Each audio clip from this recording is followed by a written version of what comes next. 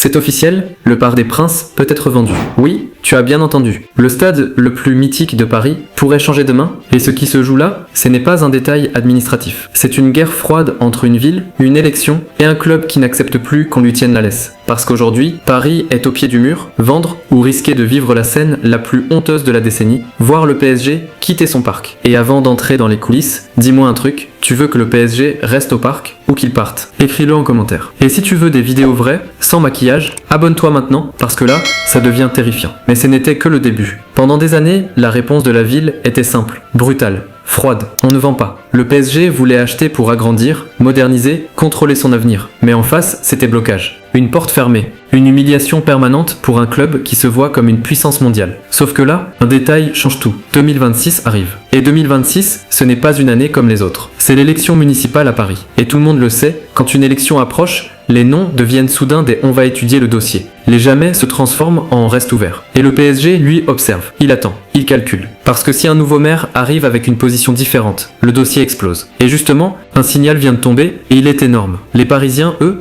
poussent pour la vente. Et là, tout a basculé. Voici la partie qui fait mal, celle qui met les politiques face à leurs contradictions. Selon une enquête évoquée par la presse, une majorité d'électeurs parisiens seraient favorables à ce que le PSG devienne propriétaire du parc. En clair, Paris veut tourner la page du blocage, Paris veut une sortie de crise. Et attention, ce n'est pas juste les supporters, ce serait une tendance largement partagée dans plusieurs camps. Et ça, pour un sujet aussi symbolique, c'est une claque. Une claque directe dans le visage de ceux qui ont tenu la ligne dure pendant des années. Pourquoi c'est si explosif? Parce qu'un stade, ce n'est pas juste du béton, c'est l'huile des emplois, des travaux, des recettes, une image internationale et une promesse, garder le PSG à Paris. Et quand l'opinion devient majoritaire, le politique commence à trembler. Parce qu'en campagne, personne n'a envie d'être celui qui aura fait partir le PSG. Personne ne veut porter ce fardeau. Personne ne veut ce titre, le maire qui a cassé l'histoire. Et c'est là que le dossier devient encore plus cruel. Plus les Parisiens poussent vers la vente, plus le PSG comprend qu'il tient une arme. Et ce qu'il peut faire avec cette arme va choquer tout le pays. Mais attends la suite? En politique, il y a une règle. Quand un sujet brûle, tout le monde veut être celui qui règle le problème.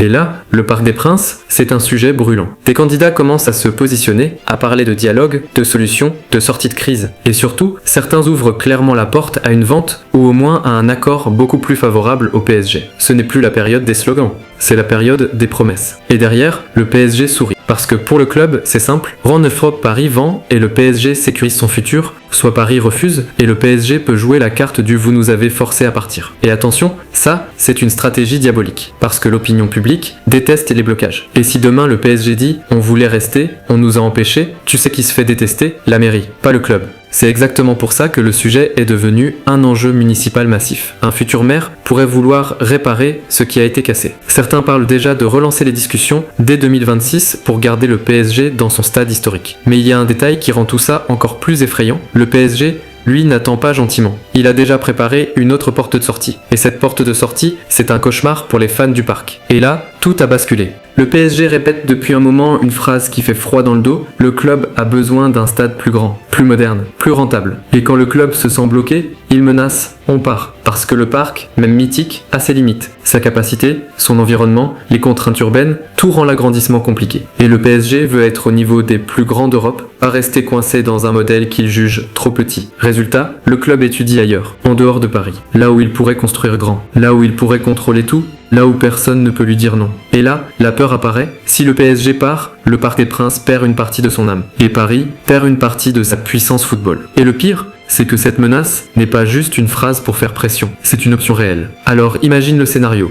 Le PSG annonce officiellement le départ, et le parc devient un symbole vide, un monument sans son roi. Ce jour-là, ce sera une humiliation historique. Pour la ville, pour les supporters, pour l'image de Paris. Et c'est exactement pour ça que la vente revient sur la table. Parce que le monde politique commence à comprendre qu'il joue avec le feu. Mais maintenant, écoute bien, le vrai choc n'est pas la vente. Le vrai choc, c'est ce que le PSG pourrait exiger en échange. Ce qu'il a fait ensuite pourrait changer Paris pour toujours. On résume, le PSG veut sécuriser son avenir. Paris a longtemps fermé la porte. L'élection municipale approche. Et l'opinion semble pousser vers une issue, vendre le parc. Donc la vraie question n'est plus est-ce possible? La vraie question, c'est qui osera le faire? Et à quel prix? Parce qu'une vente du Parc des Princes, ce n'est pas un simple papier à signer. C'est un acte politique violent.